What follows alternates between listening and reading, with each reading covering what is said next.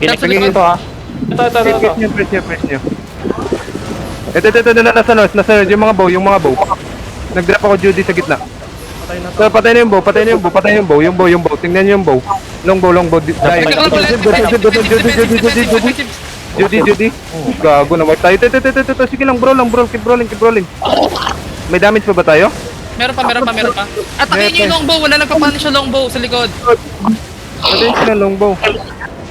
Guys, yung mga low. Mag-spread agad kayo, mag-spread.